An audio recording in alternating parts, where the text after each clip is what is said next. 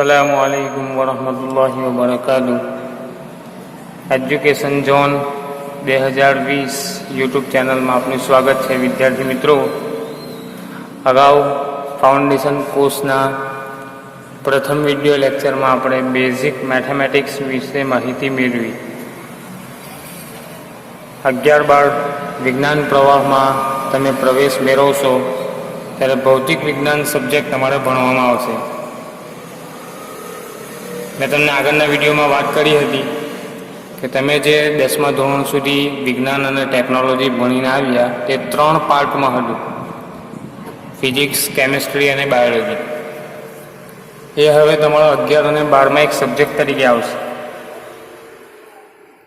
तो आपणे आजे बेसिक फिजिक्स तरीके विडियो बनाव्यो छे कि फिजिक्स शुं छे। સૌથી પહેલાં તો આપણે સાયન્સની વાત કરીએ। 11 વિજ્ઞાન પ્રવાહ, વિજ્ઞાન એટલે કે સાયન્સ। આ સાયન્સ શબ્દ આવ્યો ક્યાંથી અથવા એનો ઉદ્ભવ ક્યાંથી થયો? આપણે ફિઝિક્સ પર જતાં પહેલાં થોડુંક સાયન્સ વિશે ચર્ચા કરીએ કે સાયન્સ શું છે। તો સાયન્સ શબ્દ આવ્યો ક્યાંથી? તો એક ગ્રીક શબ્દ છે સાયન્સિયા। કયો શબ્દ? ગ્રીક સાયન્સિયા। आ शब्द परथी सायन्स शब्द विकसाववामां आव्यो। सायन्सियानो अर्थ शुं थाय? अंग्रेजी में एनो अर्थ थाय टू नो। टू नो एटले के कंईक जाणवुं, अथवा बीजा शब्दों में आपणे एवुं कहीए कि something more than that of knowledge, एटले के जाणवा करता पण वधारे कंईक जाणवुं, एनुं नाम छे सायन्स। सायन्स माटे संस्कृत शब्द छे विज्ञान। આપણે જે શબ્દ વાપરીએ છીએ વિજ્ઞાન અને ટેકનોલોજી, તો વિજ્ઞાન એટલે કે વિશેષ જ્ઞાન। વિશેષ જ્ઞાન એટલે શું? કે આપણે જે જાણીએ છીએ તેના અંદર કંઈક વધારે રસ ધરાવીને, કંઈક વધારે ઇમ્પ્લિમેન્ટેશન કરીને વધુ જાણવાની કંઈક કોશિશ કરીએ, એનું નામ છે સાયન્સ। એક ઇન્ટરેસ્ટિંગ ઉદાહરણ આપું, તેના પરથી તમને સાયન્સ શબ્દની સમજૂતી મળશે। માની લો કે આપણે ઘરમાં બેઠા છીએ। હવે ધારો કે તમારા વાલી અથવા કોઈ તમારા ભાઈ બહેન કે જે અંડર ગ્રેજ્યુએટ અથવા સાયન્સ ગ્રેજ્યુએટ નથી, જેને વિજ્ઞાનનું નોલેજ એટલું નથી, ગરમીની સિઝન ચાલી રહી છે, ઘરમાં બેઠા છે, પંખો બંધ છે, ગરમી લાગી રહી છે, પરસેવો થાય છે, શું કરશે? સ્વિચ બાજુમાં પડેલી હશે, સ્વિચ ઓન કરશે, પંખો ચાલુ થશે, હવા લાગશે, ગરમી દૂર થઈ જશે। આ એક અનુભવની વાત કરું છું। સાયન્સ શું છે તે સમજાવવા માગું છું ઉદાહરણ આપીને। યાદ રાખો કે તમારા ભાઈ બહેન કે તમારા વાલી સાયન્સ ગ્રેજ્યુએટ નથી અથવા વિજ્ઞાનનું નોલેજ ધરાવતા નથી, એટલે એ સિમ્પલ એટલું જ જાણે છે કે મારે ગરમી દૂર કરવી હોય તો પંખાની સ્વિચ ચાલુ કરવાની, પંખો ચાલુ થશે, મારી ગરમી દૂર થશે, મને હવા લાગશે। ત્યારે આપણે એઝ અ સાયન્સ સ્ટુડન્ટ શું વિચારીએ? સ્વિચ પાડવાથી શું થયું? અથવા વધારે પડતી નોલેજ મેળવવાની અથવા વધારે પડતું જ્ઞાન મેળવવાની આપણે ટ્રાય કરીએ। એઝ અ સાયન્સ સ્ટુડન્ટની વાત કરું છું। બે વસ્તુમાં ફરક શું છે? એક નોર્મલ ગ્રેજ્યુએટ માણસ છે જે આપણી સાથે છે, તે સિમ્પલ ખાલી પંખો ચાલુ કરીને પોતાની ફેસિલિટીનો અનુભવ કરી લેશે। એઝ અ સાયન્સ સ્ટુડન્ટ આપણે શું અનુભવ કરીએ? કે સ્વિચ પાડીએ એટલે કે આપણે ઇલેક્ટ્રિકલ એનર્જી આપી। શું કર્યું? મેઇન સપ્લાયમાંથી આપણે ઇલેક્ટ્રિકલ એનર્જી પૂરી પાડી। એ ઇલેક્ટ્રિકલ એનર્જી તાર વડે ટ્રાન્સફર થઈને બે બિંદુઓ વચ્ચે, એટલે કે તારના એક છેડાથી ટ્રાન્સફર થઈને બીજા છેડા સુધી જઈને પંખાની મોટર સુધી પહોંચે છે। બરાબર છે? પંખાના અંદર મોટર રહેલી હોય, એની કોઇલ ફરે, કોઇલ ફરે તેની સાથે તમારો પંખો પણ ફરે। એ પંખાની સાથે બ્લેડ લાગેલી હોય, તમારી પાંખો લાગેલી હોય, પાંખો ફરે। એટલે એવું કહી શકાય કે ઇલેક્ટ્રિકલ એનર્જીનું રૂપાંતર તમે મિકેનિકલ એનર્જીમાં કર્યું, કહી શકાય કે નહીં? આ એક વિજ્ઞાન છે। એ જ મિકેનિકલ એનર્જી તમારી કાઇનેટિક એનર્જીમાં ટ્રાન્સફર થશે, એટલે કે ગતિ ઉર્જામાં ટ્રાન્સફર થશે। બરાબર છે? ઇલેક્ટ્રિકલ એનર્જી આપી, તેનાથી પંખો ચાલ્યો, વિદ્યુત પ્રવાહ આપણે આપ્યું, ઇલેક્ટ્રિકલ એનર્જી આપી, જેના દ્વારા યાંત્રિક ઉર્જામાં રૂપાંતર થયું। અને યાંત્રિક ઉર્જા તમારી આસપાસના વાતાવરણમાં રહેલા હવાના કણો સાથે અથડાઈને ગતિ ઉર્જામાં રૂપાંતર પામે. બરાબર છે? એટલે આસપાસની જે હવા હતી એ ગતિ ઉર્જામાં રૂપાંતર પામે. બરાબર છે? જે હવાના મોલેક્યુલ્સ હતા, હવાના અણુઓ હતા, એ ગતિમાં આવ્યા અને એ ગતિમાં આવેલા અણુઓ આપણા શરીર સુધી પહોંચીને આપણા શરીર પર ઠંડકનો અનુભવ કરાવે. તો એક તમારું વિજ્ઞાન થઈ ગયું. બરાબર છે? બીજી એક ઇન્ટરેસ્ટિંગ વાત કરું, તમે જાણતા પણ હશો કે શું પંખો ચાલુ થવાથી વાતાવરણનું અથવા તમારા રૂમનું ટેમ્પરેચર ઘટી જશે? હકીકત એ છે કે પંખો ઓન કર્યો તો શું ટેમ્પરેચર તમારું રૂમનું જે હાલમાં હતું એ ઘટી જવાનું હતું કે જેના કારણે તમને ઠંડક અનુભવાય? તો ના, એવું નથી. ખરેખર ટેમ્પરેચર વધે. ટેમ્પરેચર કેમ વધે એનું કારણ તમને બતાવું. તમારા એર મોલેક્યુલ્સ અથડામણ અનુભવે. જ્યારે ગતિ ઉર્જામાં રૂપાંતર થાય, ઇલેક્ટ્રિકલ એનર્જી ટ્રાન્સફર થઈને મિકેનિકલ એનર્જીને કારણે તમારી મોટર ગરમ થાય, બ્લેડ ફરે, એની સાથે હવાના કણો આસપાસમાંના હોય એ તમારા સંપર્કમાં આવે. એ હવાના કણો એકબીજા સાથે અથડામણ અનુભવે અને જ્યારે આપણે ભણી આવ્યા હશે કે કોઈ પણ અણુઓ અથડામણ અનુભવે તો એક ઉર્જા ઉત્પન્ન થાય અને એ ઉર્જાને કહેવાય હીટ એનર્જી. બરાબર છે? એક હીટ ઉત્પન્ન થશે અને હીટ ઉત્પન્ન થશે એને કારણે તમારા વાતાવરણમાં તાપમાનમાં તો વધારો થાય. શું થાય? વાતાવરણના તાપમાનમાં તો વધારો થાય, પણ આપણને તો ઠંડી લાગે અથવા આપણને તો ઠંડક અનુભવાય છે. એનું શું કારણ? એની પાછળનું રીઝન એ છે કે તમારા શરીર પર પરસેવો થયો હતો. પરસેવાના કારણે પાણીના ટીપા અથવા પરસેવાના ટીપા તમારા શરીર પર લાગેલા. જ્યારે હવાના મોલેક્યુલ ગતિમાં આવે અને ગતિ કરતા મોલેક્યુલ જેવા તમારા આ પાણીના ટીપાની સંપર્કમાં આવે, હવા લાગે એને, એટલે એનું ઇવાપોરેશન એટલે કે બાષ્પીભવન થાય અને એ બાષ્પીભવન થવાને કારણે તમારા શરીર પર ઠંડક અનુભવાય. સમજ પડી? એટલે કે વાતાવરણમાં જે તાપમાન હતું તેમાં તો વધારો જ થયો, પરંતુ તમારા શરીરના તાપમાનમાં ઘટાડો થયો. શરૂઆતમાં તમને તમારા શરીરનું તાપમાન ઊંચું હતું, પંખાની હવા અને હવાના મોલેક્યુલ દ્વારા ઇવાપોરેશનની ઘટના બની અને એના દ્વારા તમારા શરીરનું તાપમાન ઘટ્યું અને તમને ઠંડક અનુભવાય. તો તમને બે વ્યક્તિનો ડિફરન્સ ખબર પડી. એક વ્યક્તિ અંડર ગ્રેજ્યુએટ અથવા કોમન ગ્રેજ્યુએટ વ્યક્તિ છે જે સિમ્પલ સ્વિચ પાડીને પંખો ચાલુ કરીને તમારી ઠંડકનો અનુભવ કરશે. જ્યારે આપણે સાયન્સના વિદ્યાર્થીઓ એટલે આપણા પાસે કંઈક વિશેષ જ્ઞાન મેળવવાની વૃત્તિ હોય. એ તો વિજ્ઞાન એ જ છે.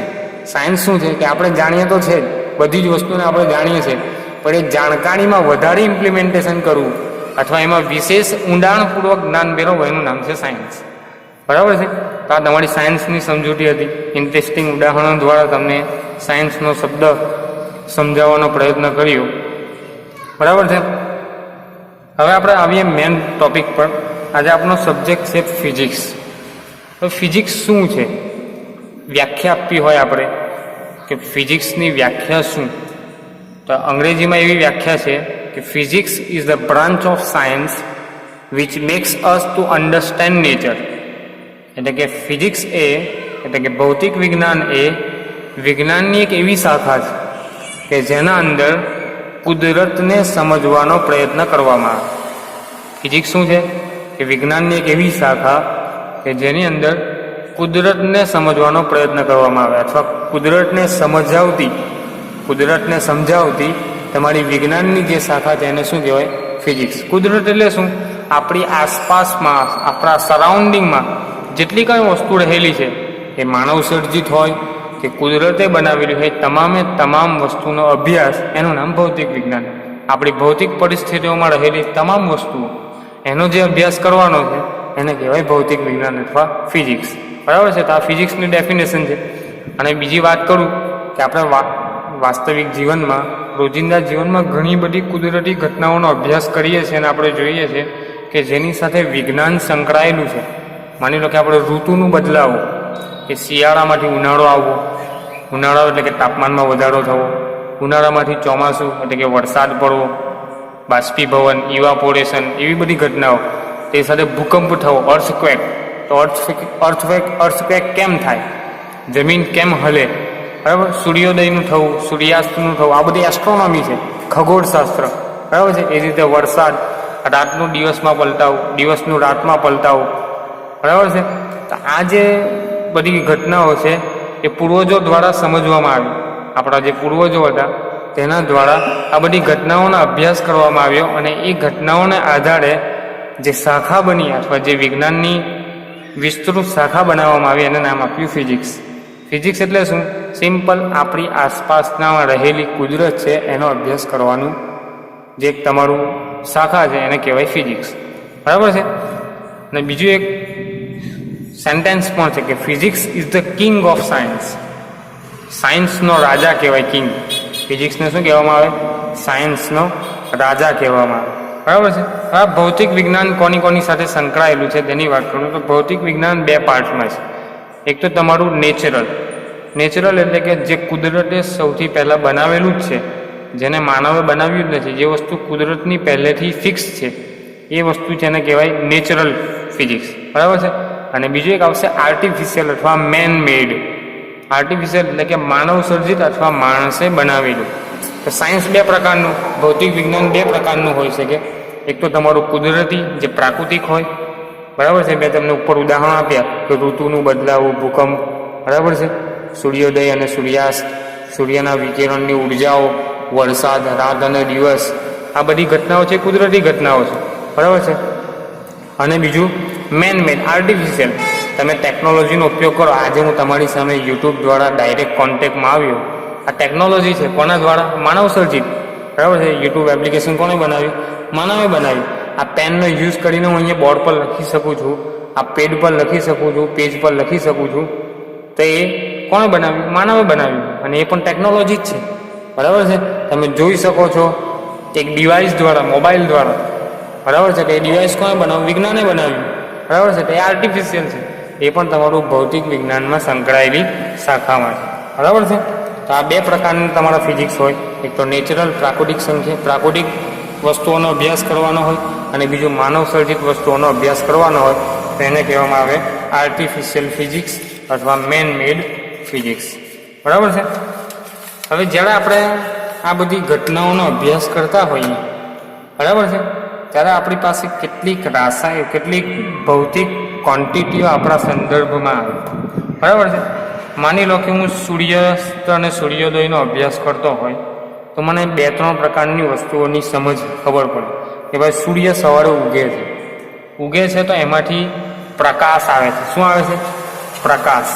તો પ્રકાશ સાથે સંકળાયેલી કેટલીક વસ્તુઓ મને સમજવાનો પ્રયત્ન થાય, બરાબર છે. આપણા પૂર્વજોએ જ કરેલું. ફિઝિક્સને વિકસાવ્યું કેવી રીતે? કે આપણા પૂર્વજોએ જ્યાં કુદરતી અને આર્ટિફિશિયલ ઘટનાઓ બનતી હતી એમાંથી કેટલીક ભૌતિક રાશિઓને વિકસાવવાનો પ્રયત્ન કર્યો અને એ રાશિઓ વિકસાવી અને એનો જે અભ્યાસ આવ્યો એને નામ છે ફિઝિક્સ, બરાબર છે. માની લો કે સૂર્ય ઉગે છે તો એમાંથી વિકિરણ સ્વરૂપે ઉર્જાઓ આવે, બરાબર છે. વિકિરણ સ્વરૂપે આપણને ઉર્જા મળે, પ્રકાશ સ્વરૂપે ઉર્જા મળે, બરાબર છે. તો એટલે આપણને એક રાશિ સમજવાનો પ્રયત્ન થયો, ઉર્જા નામની કોઈ એક રાશિ હોવી જોઈએ, બરાબર છે. માની લો કે આ પેન છે, પેન માનવ સર્જિત છે. તો આ પેનમાં મને 2-3 વસ્તુ જોવા મળે. એક તો અંદર ભરેલી શાહી એ લિક્વિડ છે. તો લિક્વિડ અહીંયાથી અહીંયા સુધી પ્રસરી રહ્યું છે, બરાબર છે. એટલે કે ફેલાવાનો તરલનો એક ગુણધર્મ જોવા મળ્યો, બરાબર છે. બીજું એ ચીપકી રહે છે, પેજ સાથે લખવાથી સહી તમારી ચીપકી રહે છે.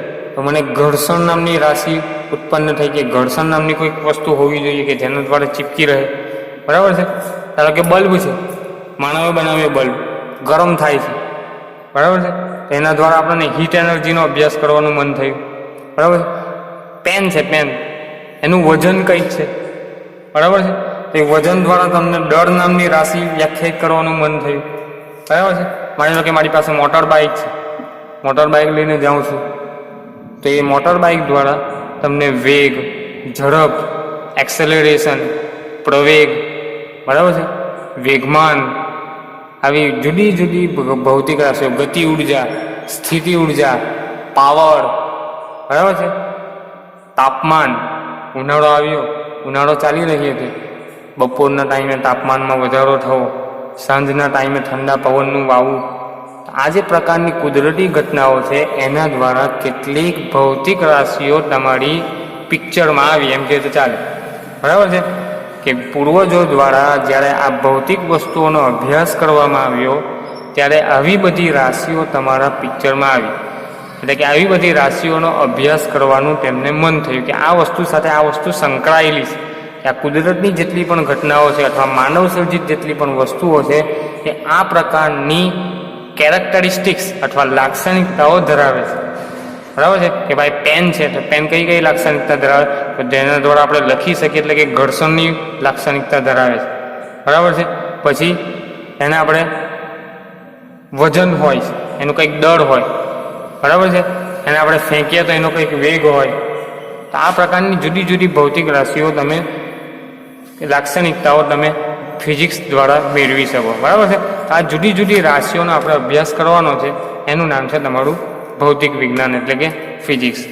હવે તમે 8મા ધોરણમાં 9મા ધોરણમાં 10મા ધોરણમાં જ્યારે ભણ્યા તો ઘણી બધી ભૌતિક રાશિઓ તમારા મગજમાં આવી હશે, તમે ઘણી બધી રાશિઓનો અભ્યાસ કરી ચૂક્યા છો અને એ જ બધી રાશિઓને આપણે લિસ્ટ આઉટ કરીએ, બરાબર છે, એનું આપણે એક લિસ્ટ બનાવીએ અને એમાંથી આપણે કંઈક નવું મેળવવાનો પ્રયત્ન કરીએ. તમે અત્યાર સુધી કઈ કઈ રાશિઓ ભણી? એક તો લંબાઈ, ધારો કે આ પેન છે અહીંયાથી અહીંયા સુધી એની માપણી કરું ફૂટપટ્ટી દ્વારા તો મને એક રાશિ મળે જેને કે આપણે કહીએ છીએ લંબાઈ, બરાબર છે. ધારો કે કોઈક લંબચોરસ વસ્તુ, ધારો કે અમારું પેડ છે તો એની આપણે માપણી કરીએ તો આપણને 2 પ્રકારની ક્વોન્ટિટી મળે, એક તો તમારી પહોળાઈ અને બીજું તમારી લંબાઈ. આ 2 પ્રકારની રાશિ થઈ, બરાબર છે. માની કે કોઈક મારી પાસે સમઘન છે તો એમાં મને 3 વસ્તુ જોવા મળશે, એક તો લંબાઈ મળશે, એક પહોળાઈ મળશે અને એક ઊંચાઈ મળશે, બરાબર છે. તો 3 પ્રકારની રાશિ ઉદ્ભવી, બરાબર. એટલે કે મારી પાસે કોઈક પદાર્થ હોય, એ પદાર્થનું કંઈક વજન હશે, એ વજન નામની રાશિ મને સમજવાનો પ્રયત્ન કરવા પ્રેરી ગઈ, બરાબર છે. પછી કોઈક પથ્થર છે એને ફેંકું તો વેગ નામની રાશિ મારા પિક્ચરમાં આવી. આ બધી આ તમામ પ્રકારની રાશિઓ આપણે અગાઉના ધોરણમાં ભણીને આવીએ અને આપણે લિસ્ટ બનાવવાનો પ્રયત્ન કરીએ કે કઈ કઈ રાશિ આપણે ભણીને આવીએ. તો લંબાઈ નામની રાશિ આપણે ભણી, દળ નામની રાશિ ભણી, સમય ખૂબ ઇમ્પોર્ટન્ટ રાશિ છે, સમય કે મારે અહીંયાથી અહીંયા જવા માટે આટલો સમય લાગ્યો, એક વસ્તુને આટલેથી આટલે ફેંકવા માટે આટલો સમય લાગ્યો, તો સમય નામની એક રાશિ ઉદ્ભવ થઈ. ક્ષેત્રફળ એ પણ ઇમ્પોર્ટન્ટ રાશિ છે. કદ, અંતર, સ્થાનાંતર, વેગ, પ્રવેગ, બરાબર છે, પાવર, બળ, કાર્ય, સ્થિતિ ઉર્જા, ગતિ ઉર્જા, વેગમાન, આવી ઘણી બધી રાશિઓ જે તમે અગાઉના ધોરણોમાં ભણીને આવ્યા, બરાબર છે. આ રાશિઓમાંથી વૈજ્ઞાનિકોએ એવી 3 રાશિઓને પસંદ કરી, બરાબર છે, કે એ રાશિઓ એવી છે કે જેના ઉપયોગથી બીજી તમામ રાશિઓનો તમે ઉપજાવી શકો, એકમ ઉપજાવી શકો, બરાબર છે. એક ઉદાહરણ આપું છું, સિમ્પલ ઉદાહરણ આપું છું અને તમે આગલા ટોપિક પર આપણે જઈએ. આ બધી જ રાશિઓ તમે ભણીને આવ્યા, એમાંથી વૈજ્ઞાનિકોએ 3 રાશિઓને મૂળભૂત રાશિ તરીકે પસંદ કરી. કઈ કઈ? એક તો લંબાઈ, બીજી દળ અને ત્રીજું સમય. લંબાઈ માટે આપણે L વાપરીએ છીએ, દળ માટે આપણે માસ એટલે કે M વાપરીએ છીએ, સમય માટે T એટલે કે ટાઈમ. આ 3 ક્વોન્ટિટી આપણે વાપરીએ છીએ, બરાબર છે. હવે લંબાઈ માટે આપણને એકમ ખબર છે, કયો? મીટર. મોટે ભાગે લંબાઈ આપણે મીટરમાં માપીએ, માસ આપણે કિલોગ્રામમાં માપીએ અને T આપણે સેકન્ડમાં માપીએ છીએ મોટે ભાગે. અત્યાર સુધી આપણે ભણીને આવ્યા ત્યાં સુધી આપણે આ 3 રાશિઓને આ એકમોમાં માપીએ છીએ, બરાબર છે. હવે આ જે રાશિઓ છે એ રાશિના જે એકમો છે એ જ એકમનો ઉપયોગ કરીને બાકીની તમામ રાશિના તમે એકમોને વિકસાવી શકો છો. કેવી રીતે? આપણે એક ટ્રાય કરીએ. ધારો કે ક્ષેત્રફળ નામની રાશિ છે મારી પાસે. કઈ રાશિ છે? ક્ષેત્રફળ. ક્ષેત્રફળ એટલે શું? લંબાઈ ગુણ્યા લંબાઈ, એનું નામ ક્ષેત્રફળ. ધારો કે ચોરસના ક્ષેત્રફળની વાત કરું તો લંબાઈ ગુણ્યા લંબાઈ. લંબાઈનો એકમ શું? મીટર. આ લંબાઈનો એકમ શું? Metre. Metre into metre is equal to metre square. તો ક્ષેત્રફળનો એકમ શું આવ્યો? મીટર સ્ક્વેર આવ્યો. અને મીટર સ્ક્વેર એ તમારા મૂળભૂત રાશિઓના 3 એકમોમાંનો એક એકમ છે કે નહીં? માની લો કે બીજો એક વસ્તુ લઈ લે. ધારો કે આપણે બળ લઈ લે, બળ, ફોર્સ. તો બળ એટલે શું? F બરાબર m એવું આપણે ન્યૂટનના ગતિના નિયમ મુજબ ભણીને આવ્યા. F is equal two m. હવે m એટલે શું? માસ. માસ ઇઝ ઇક્વલ ટુ તમારું કિલોગ્રામમાં મપાય, બરાબર છે. A ફોર એક્સેલરેશન એટલે કે પ્રવેગ, પ્રવેગ તમારો મપાય મીટર પર સેકન્ડનો વડે. તો તમે ફોર્સનો એકમ એટલે કે બળનો એકમ તમે શું વ્યાખ્યાયિત કરી શકો? કિલોગ્રામ મીટર પર સેકન્ડનો વડે. અહીંયા જોજો, અહીંયા 3 જે એકમ આવ્યા એ 3 એકમ તમારા મૂળભૂત રાશિના એકમો પરથી છે. દેખાય છે? મીટર, કિલોગ્રામ ને સેકન્ડ. તો ફોર્સનો એકમ પણ કિલોગ્રામ, મીટર ને સેકન્ડમાં આવ્યો. બરાબર છે. હજુ એક ઉદાહરણ આપો. માની લો કે વેગમાન શું છે? કઈ રાશિ છે તમારી પાસે? વેગમાન. વેગમાન તમે ભણીને આવ્યા m/v, પદાર્થના દર અને વેગના ગુણાકારને પદાર્થનું વેગમાન કહેવાય. હવે એમનો એકમ તમારો કિલોગ્રામ, વીનો એકમ તમારો મીટર પર સેકન્ડ, વેલોસિટી વેગનો એકમ મીટર પર સેકન્ડ. તો આ એકમ કયો આવ્યો? કિલોગ્રામ ઇન્ટુ મીટર પર સેકન્ડ. તો એ એકમ પણ તમારા મૂળભૂત એકમોમાંથી આવ્યો. એટલે વૈજ્ઞાનિકોએ જેટલી રાશિઓ છે એ રાશિઓમાંથી અમુક એટલે કે 3 રાશિઓને એવી પસંદ કરી કે જે રાશિઓના એકમો દ્વારા અન્ય તમામ રાશિના એકમો તમે મેળવી શકો એમના સંદર્ભમાં. આ જે 3 રાશિઓને પસંદ કરેલી એવી રાશિઓને વૈજ્ઞાનિકોએ ફંડામેન્ટલ ક્વોન્ટિટી નામ આપેલું. એટલે કઈ રાશિઓ? મૂળભૂત રાશિઓ તરીકે સ્વીકારવામાં આવી. દળ, લંબાઈ અને સમય. કઈ? દળ, લંબાઈ અને સમય. આ 3 રાશિઓને તમારા વૈજ્ઞાનિકોએ મૂળભૂત રાશિ તરીકે સ્વીકારવામાં આવી. બરાબર છે. અને બાકીની જે રાશિઓ છે કે જેનો એકમો અથવા જેનું આપણે નોમેનક્લેચર અથવા એના એકમો અથવા એની સમજૂતી આપણને મૂળભૂત રાશિઓ દ્વારા મળી એવી રાશિઓને તમે સાધિત રાશિ કહી શકો. કેવી રાશિઓ? Derive quantity. ડિરાઇવ ક્વોન્ટિટી એટલે કે સાધિત રાશિ તરીકે તમે ઓળખી શકો. હવે વારાફરતી આપણે આ તમામ રાશિઓનો અભ્યાસ કરવાનો. હવે લંબાઈ રાશિને આપણે સમજાવવાની જરૂર નથી. લંબાઈ એટલે શું? સિમ્પલ એક છેડાથી બીજા છેડા સુધીનું આપણે અંતર માપીને ફૂટપટ્ટી દ્વારા એને કહેવાય લંબાઈ. સમય નામની રાશિને ત્યાં આપણે વ્યાખ્યાયિત કરવાની જરૂર નથી. સમય શું છે? સિમ્પલ તમે ઘડિયાળના સ્ટોપવોચના કાંટા દ્વારા સમયની નોંધણી કરો અને જે તમને આંકડો બતાવે એ તમારો સમય છે. તો સમય અને લંબાઈ નામની રાશિને કોઈ વ્યાખ્યા આપવાની જરૂર નથી. આપણે વ્યાખ્યા આપવાની ટ્રાય કરીએ. દળ. વોટ ઇઝ માસ? દળ કોને કહેવાય? તો દળ કોને કહેવાય? તો દળ એટલે શું? તો વ્યાખ્યા એવી છે કે mass is the matter to contain in a body. કે કોઈ પણ વસ્તુનું દળ એટલે શું? કે તે વસ્તુમાં સમાયેલું દ્રવ્ય એને કહેવાય તે વસ્તુનું દળ. બરાબર છે. બીજી એક વસ્તુ તમને ઇન્ટરેસ્ટિંગ કહી દઉં. દુનિયાનો તમામ પદાર્થ હોય એ 2 વસ્તુનો બનેલો છે. દુનિયાનો કોઈ પણ પદાર્થ, આખું ફિઝિક્સ પણ તમે કહો તો 2 જ વસ્તુનું છે. એક તો દ્રવ્યનું બનેલું હોય અને અથવા તો વિકિરણનું બનેલું. દુનિયાનો કોઈ પણ પદાર્થ હોય એ પછી બ્રહ્માંડથી લઈને નાનામાં નાની વસ્તુ કેમ ના હોય, દરેકે દરેક વસ્તુ તમારી 2 જ વસ્તુની હોય. કાં તેમાં દ્રવ્ય રહેલું હોય કાં તેમાં વિકિરણ રહેલું હોય. હું તમને ઉદાહરણ આપું. ધારો કે આ પેન છે. પેનમાં શું છે? પ્લાસ્ટિક છે. પ્લાસ્ટિક શું છે? તમારું દ્રવ્ય. સહી દ્રવ્ય. આપણો હાથ, ચામડી દ્રવ્ય. પથ્થર તમારો દ્રવ્ય. લાકડું તમારું દ્રવ્ય. એના અંદર કંઈક દ્રવ્ય છે. બરાબર છે. એક પદાર્થ છે એટલે કે દ્રવ્ય છે. સૂર્ય એક દ્રવ્યનો બનેલો. બરાબર છે. આ બધા દ્રવ્યનો.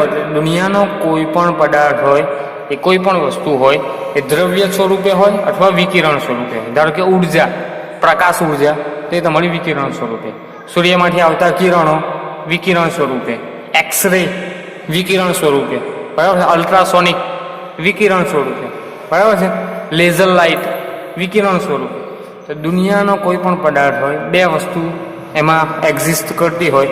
કાં તો એ દ્રવ્ય સ્વરૂપે હોય એટલે કે મેટર. દ્રવ્યનો ઇંગ્લિશ શબ્દ છે તમારો મેટર. એટલે કે મેટર હોય અથવા વિકિરણ હોય. બરાબર છે. ઇન્ટેન્સિટી. બરાબર. તો દુનિયાનો કોઈ પણ પદાર્થ 2 વસ્તુમાં હોય.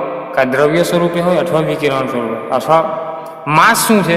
તો માસ એટલે શું? કે કોઈ પણ પદાર્થમાં રહેલું દ્રવ્ય અથવા એ કેટલું છે દ્રવ્ય એને દર્શાવતી જે ક્વોન્ટિટી અથવા એને દર્શાવતી જે તમારી રાશિ છે એને કહેવામાં આવે માસ.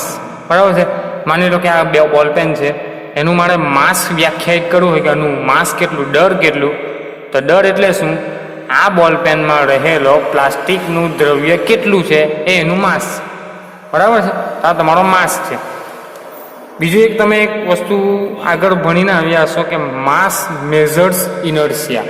કે માસ એટલે કે દળ એક જડત્વનું માપ છે. દળ શું છે?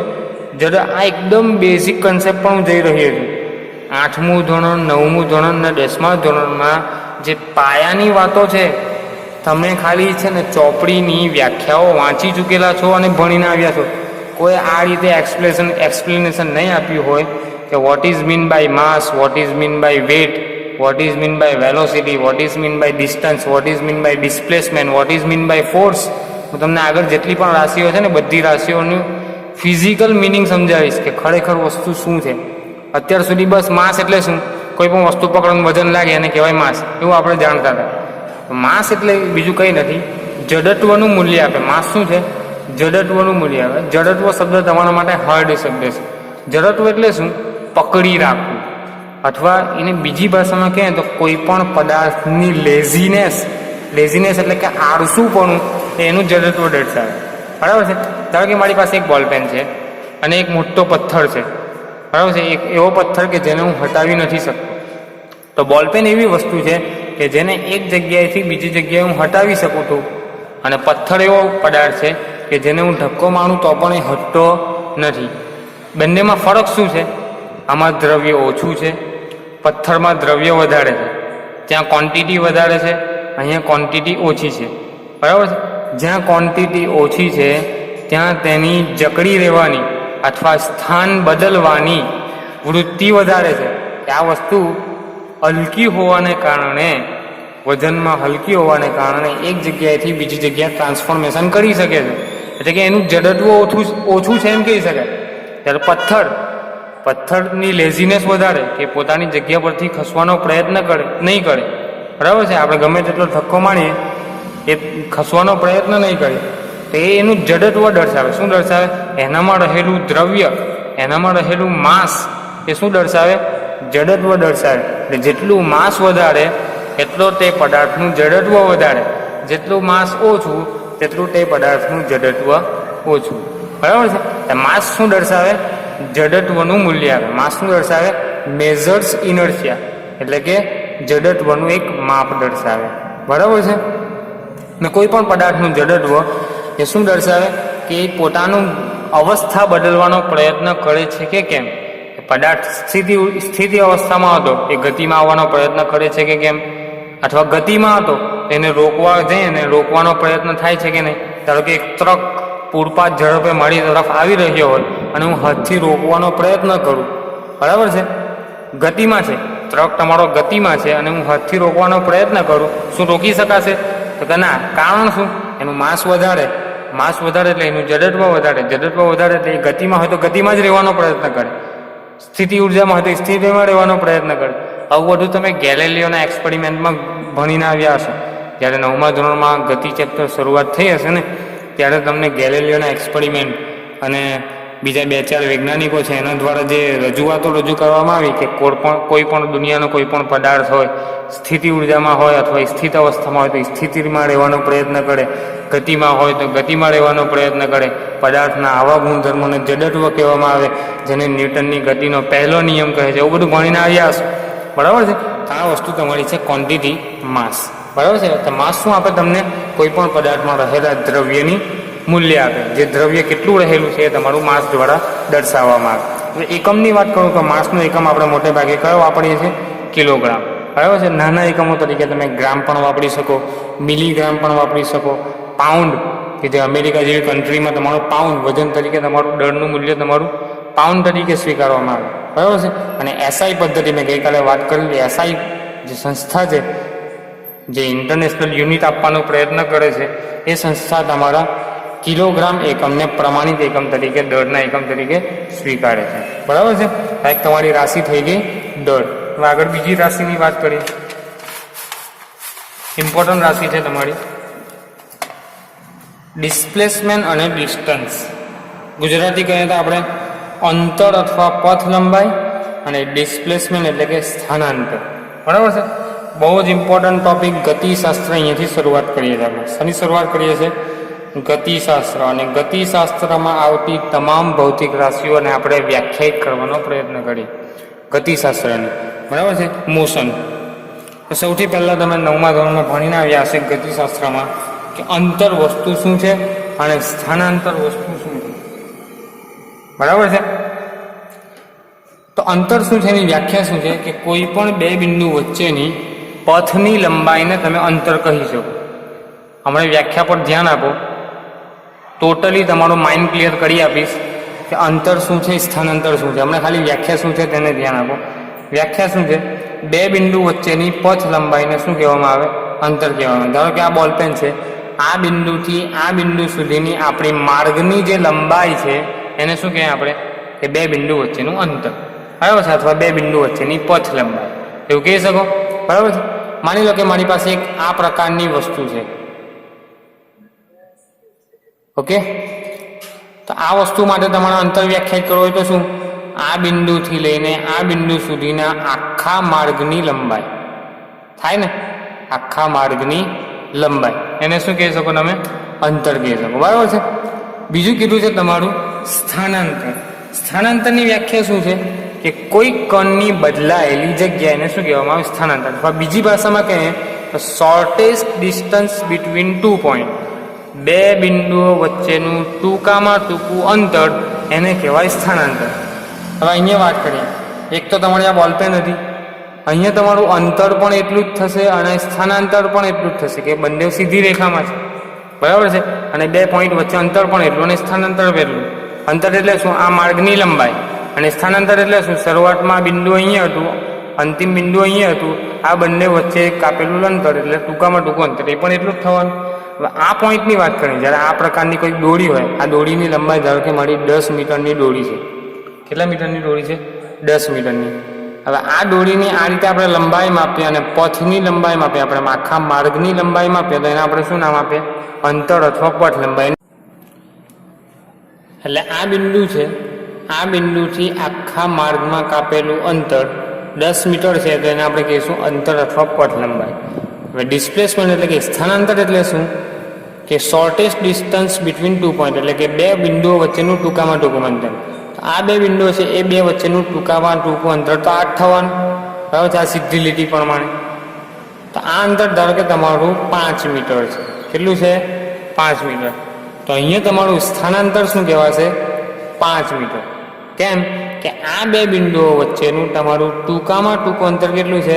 5 મીટર. આ તમારું લાંબામાં લાંબુ અંતર છે તમારું 10 મીટર છે, એને કહેવાય તમારું અંતર અથવા પથ લંબાઈ.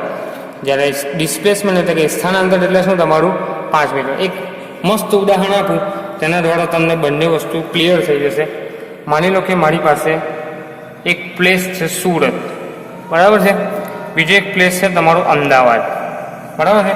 અને એ બંને વચ્ચે નેશનલ હાઈવે નંબર 8 એ વચ્ચેનું અંતર છે તમારું 200 કિલોમીટર. એક પોઈન્ટ છે તમારો સુરત, બીજો પોઈન્ટ છે તમારો અમદાવાદ. એ બંને વચ્ચે નેશનલ હાઈવેનું અંતર તમારું 200 કિલોમીટરનું. એટલે કે તમે સુરતથી અમદાવાદ નેશનલ હાઈવે દ્વારા તમે ગતિ કરો તો તમારે અંતર કેટલું કાપવું પડે? 200 કિલોમીટર. બરાબર છે. આ જ સુરતથી હું અમદાવાદ એક વાયા રસ્તા દ્વારા જાઉં, બીજા માર્ગ દ્વારા, એટલે કે ગામડાઓના રસ્તા દ્વારા અથવા એક્સપ્રેસ વેને છોડીને અન્ય કોઈ રસ્તા દ્વારા જાઉં, એટલે કે આ માર્ગ પરથી આ માર્ગ તરફ આવું તો મારે 220 કિલોમીટર કાપવું પડે અંતર. અહીંયા તમારે 200 કિલોમીટર કાપવા પડતા હતા, અહીંયા તમારે 20 કિલોમીટર વધી ગયા. બરાબર છે. ત્રીજો એક માર્ગ પસંદ કરીએ કે એક વ્યક્તિ છે સુરતથી ઉપડે છે, પહેલાં નવસારી જાય છે, નવસારીથી પછી અમદાવાદ વાયા થઈને આવે છે. ત્યારે એને કેટલું અંતર કાપવું પડે છે? 430 કિલોમીટરનું અંતર કાપવું પડે છે. આપણી પાસે ડિસ્ટન્સ તો બે જ છે, ડેસ્ટિનેશન તો બે જ છે, એક પ્રારંભિક સ્થાન અને આ તમારું અંતિમ સ્થાન. કે ત્રણે ત્રણ વસ્તુ, એક વ્યક્તિ આ રસ્તે આવે છે, બીજો વ્યક્તિ આ રસ્તે આવે છે અને ત્રીજો વ્યક્તિ આ રસ્તે આવે છે. ત્રણે ત્રણ વ્યક્તિઓ પોતાની મંજિલ તો એક જ છે કે મારે સુરતથી અમદાવાદ જ જવું છે, પણ ત્રણે ત્રણ વ્યક્તિઓ માર્ગ અલગ અલગ પસંદ કરે છે. એક વ્યક્તિ 200 કિલોમીટરવાળા માર્ગે જાય છે, બીજો વ્યક્તિ તમારો 220 કિલોમીટરવાળા માર્ગે જાય છે અને ત્રીજો વ્યક્તિ તમારો 430 કિલોમીટરવાળા માર્ગે જાય છે. તો ત્રણે ત્રણ વ્યક્તિએ કાપેલું અંતર જુદું જુદું. એકે કાપેલું અંતર શું આવશે? 200 કિલોમીટર, બીજાએ કાપેલું 220 અને ત્રીજાએ કાપેલું 430. એક વસ્તુ યાદ રાખો, જ્યારે તમને કોઈ પણ વ્યક્તિ પૂછે કે આ બિંદુએથી આ બિંદુએ કાપેલું અંતર, તો સૌથી પહેલાં તમારી જાતને સવાલ એ કરવાનો કે મેં કયા માર્ગે ગયો અને કેટલું ચાલ્યો અને મારા કેટલા પગ દુખ્યા. આવો સવાલ કરો એટલે તમને મળી જાય કે અંતર કેટલું કાપ્યું. પગ દુખવાની વાત આવે અથવા મારું કેટલું પેટ્રોલ બગડ્યું, કેટલું વધારે પેટ્રોલ ગયું, એવી વાત આવે એટલે એનો મતલબ શું સમજવાનો કે તમને અહીંયા અંતર પૂછેલું છે, બરાબર છે. અને ખાલી તમને એવું પૂછે કે શરૂઆતમાં હું ક્યાં હતો અને પછી હું ક્યાં પહોંચી ગયો, એટલું પૂછે કે શરૂઆતમાં હું સુરતમાં હતો, થોડા સમય પછી હું પહોંચી ગયો અમદાવાદમાં. કેવી રીતે ગયો, ક્યાંથી ગયો, કયા રસ્તે ગયો, એવું ના પૂછે ત્યારે સમજી લેવાનું કે તમને સ્થાનાંતર પૂછ્યું કે એક બિંદુએથી બીજી બિંદુએ તમે ટ્રાન્સફર થયા, એ બે વચ્ચે તમે ટૂંકામાં ટૂંકું અંતર કેટલું કાપ્યું એનું નામ છે સ્થાનાંતર, બરાબર છે. એટલે અંતર શું છે, તમારે જે માર્ગ પસંદ કર્યો હોય એ માર્ગની ટોટલ લંબાઈ તમે લેવ તો એને કહેવાય અંતર. અને સ્થાનાંતર શું છે, તમે પ્રારંભિક સ્થાન પર જે બિંદુએ હતા ત્યાંથી ખસીને ટૂંકામાં ટૂંકા અંતરે અંતિમ સ્થાને ક્યાં પહોંચ્યા એનું નામ છે તમારું સ્થાનાંતર. Okay, clear. આ 3 પાથમાં તમે જોઈ શકો છો કે અંતર તમારું જુદું જુદું છે. એકમાં અંતર તમારું 200 કિલોમીટર, બીજામાં અંતર તમારું 220 કિલોમીટર અને ત્રીજામાં તમારું અંતર 430 કિલોમીટર. હવે આ 3 પાથ માટે તમને એવું પૂછવામાં આવે કે વ્યક્તિએ આ બે બિંદુ સુરત અને અમદાવાદ વચ્ચેના બિંદુઓ પર સ્થાનાંતર કેટલું કર્યું. તો માની લો કે હું મારા ઘરે હતો અને ત્યાંથી અમદાવાદ કોઈકના ઘરે ગયો, તો મેં સ્થાનાંતર કેટલું કર્યું. શરૂઆતમાં સ્થાન અહીંયા હતું, અંતમાં સ્થાન અહીંયા છે. એ બે વચ્ચે સિમ્પલ તમારે એક સીધી રેખા દોરી દેવાની, એવી રેખા દોરવાની કે જે ટૂંકામાં ટૂંકું અંતર આપતી હોય એ રેખા તમારું સ્થાનાંતર દર્શાવે. તો અહીંયા તમે જોઈ શકો છો કે નેશનલ હાઈવેવાળી જે તમારી સીધી રેખા છે જે 200 કિલોમીટરનું અંતર કાપે છે, એ તમારા 3 માર્ગમાં ટૂંકામાં ટૂંકું અંતર આપે છે. એટલે તમારું સ્થાનાંતરનું મૂલ્ય કેટલું આવશે, 3 પાથ માટે 200 કિલોમીટર, બરાબર છે. તો ટૂંકામાં ટૂંકું અંતર હોય એને કહેવાય ડિસ્પ્લેસમેન્ટ એટલે કે સ્થાનાંતર, અને માર્ગની કુલ લંબાઈ હોય તો એને કહેવાય અંતર, બરાબર છે. બીજા 1-2 ઉદાહરણથી આપણે વાત કરીએ. માની લો કે મારી પાસે એક ત્રિકોણાકાર માર્ગ છે. કેવો માર્ગ છે? આ પ્રકારનો માર્ગ છે. વ્યક્તિ એ, ધારો કે એક વ્યક્તિ છે, એ વ્યક્તિ એથી ચાલવાનું શરૂ કરે. એક્સ અક્ષની ધન દિશા તરફ બી પોઈન્ટ સુધી 3 કિલોમીટર ચાલે છે. પછી આ તમારી ધારો કે દક્ષિણ દિશા છે, દક્ષિણ દિશામાં ચાલે છે, બરાબર છે. આ તમારી ઉત્તર દિશા છે. ઉત્તર દિશામાંથી દક્ષિણ દિશામાં એ થી બી સુધી 3 કિલોમીટરનું અંતર કાપે છે. દક્ષિણથી પૂર્વ તરફ, ક્યાં તરફ? પૂર્વ તરફ બી થી સી સુધી 4 કિલોમીટરનું અંતર કાપે છે. તો વ્યક્તિએ અંતર કેટલું કાપ્યું અને વ્યક્તિએ સ્થાનાંતર કેટલું કર્યું એવું તમને પૂછાય, તો તમે જવાબ કેવી રીતે આપશો? તો વ્યક્તિએ અંતર કેટલું કાપ્યું? તો સિમ્પલ, અંતર એટલે કાપેલી કુલ પથ લંબાઈ અથવા કાપેલા અંતરનો કુલ માર્ગ, બરાબર. કેટલો માર્ગ એને કાપ્યો અથવા એ કયા માર્ગે ચાલ્યો એ માર્ગની કુલ લંબાઈ એને કહેવાય તમારું અંતર. તો અહીંયાથી ચાલ્યો વ્યક્તિ, અહીંયાથી ગયો આ તરફ 3 કિલોમીટર, પછી ગયો આ તરફ તમારા 4 કિલોમીટર, 4 વત્તા 3, 4 કિલોમીટર વત્તા 3 કિલોમીટર બરાબર 7 કિલોમીટર. તમે કહી શકો વ્યક્તિએ 7 કિલોમીટરનું અંતર કાપ્યું. સ્થાનાંતરની વાત કરું તો સ્થાનાંતર એટલે શું? વ્યક્તિએ કરેલું ટૂંકામાં ટૂંકું ડિસ્પ્લેસમેન્ટ, બરાબર છે. હવે ટૂંકામાં ટૂંકી વાત કરવી હોય તો સિમ્પલ તમારે સી પોઈન્ટને એ પોઈન્ટથી જોડી દેવાના. કેમ કે વ્યક્તિ પ્રારંભિક સ્થાને આ જગ્યાએ હતો, અંતિમ સ્થાને આ જગ્યાએ આવ્યો. આ બે બિંદુને જોડતી તમારી રેખા આ રીતે આવે અને આ રેખા દ્વારા તમારો એક કાટકોણ ત્રિકોણ બને, અને કાટકોણ ત્રિકોણ દ્વારા આ 4 હોય, આ 3 હોય, તો આનું માપ તમારું 5 કિલોમીટર આવે. એટલે એવું કહી શકો કે વ્યક્તિએ કરેલું સ્થાનાંતર એ ટૂંકામાં ટૂંકા અંતર જેટલું હોય અને એ ટૂંકામાં ટૂંકું અંતર તમારું કેટલું છે? 5 કિલોમીટર. તો વ્યક્તિએ કરેલું સ્થાનાંતર કેટલું આવશે આ કેસમાં? 5 કિલોમીટર. તો અહીંયા જોજો, સ્થાનાંતર અને અંતર બંને જુદું જુદું આવ્યું. અંતર એટલે માર્ગની કુલ લંબાઈ આવી અને સ્થાનાંતર એટલે વ્યક્તિની પોઝિશનમાં કેટલો બદલાવ થયો એ તમારો આવ્યો, બરાબર છે. આ બે ક્વોન્ટિટી છે, એ તમને સમજમાં આવી જાય તો તમને વેલોસિટી, વેગ, ઝડપ, વેગમાન, બરાબર છે, પ્રવેગ, એ તમામ ક્વોન્ટિટીઓનો ખ્યાલ તમને આવી જશે. નેક્સ્ટ વિડીયો લેક્ચરમાં આપણે જ્યારે ફિઝિક્સના પાર્ટ 2 લેક્ચરની શરૂઆત કરીશું ત્યારે બીજી ક્વોન્ટિટીઓ જે છે તમારી ઝડપ છે, વેગ છે, વેગમાન છે, કાર્ય છે, ઉર્જા છે, પાવર છે, બરાબર છે, એ તમામ ક્વોન્ટિટી, ટોર્ક છે, મોમેન્ટ ઓફ ઇનર્શિયા છે, એ તમામ જે ક્વોન્ટિટી છે, એ તમામ જે રાશિઓ છે, ફિઝિકલ ક્વોન્ટિટી છે, એનો આપણે અભ્યાસ કરીશું, જે તમે અગાઉના ધોરણમાં ભણીને આવેલા છો. સિમ્પલ ખાલી આપણે રિવિઝન કરવાનું. Thank you. ફરીથી મળીશું અગાઉના વિડીયો લેક્ચરમાં.